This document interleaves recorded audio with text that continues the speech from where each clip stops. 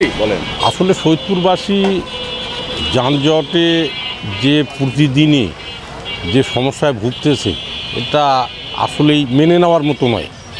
তাই যানজট মুক্ত সৈয়দপুরবাসী সবসময় ইতিপূর্বেও চেয়ে আসছে। আজকে আমিও চাচ্ছি যে যানজট মুক্ত এত সৈয়দপুরবাসী হোক এবং রাস্তাঘাটে যেখানে সেখানে অটোরিকশা দাঁড়, মোটরসাইকেল দাঁড় এবং রাস্তাঘাটে দোকানপাট যেখানে সেখানে লাগাচ্ছে। এবং আরেকটা বিষয় হচ্ছে, মূল বিষয় হচ্ছে যে রাত্রের বেলা ট্রাকের এবং ড্রাম ট্রাকের অত্যাচারে সৈয়দপুরবাসীর চলাফেরা করার জন্য খুবই অসুবিধার কারণ হয়ে দাঁড়িয়েছে। এবং তাই আমি প্রশাসন এবং সৈয়দপুরবাসীর কাছে এটুকু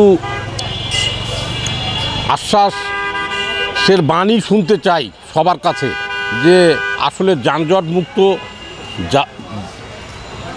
যে করণীয়গুলো সেগুলোর জন্য প্রশাসন এবং সৈয়দপুরবাসী সবাই সম্মিলিতভাবে এই যানজট মুক্ত কীভাবে করা যায় এটা নিয়ে আপনারা সবাই এগিয়ে আসেন। আমরা সৈয়দপুরবাসী যানজট মুক্ত শহর দেখতে চাই, এটা সকলের প্রতি আমার বিশেষ অনুরোধ।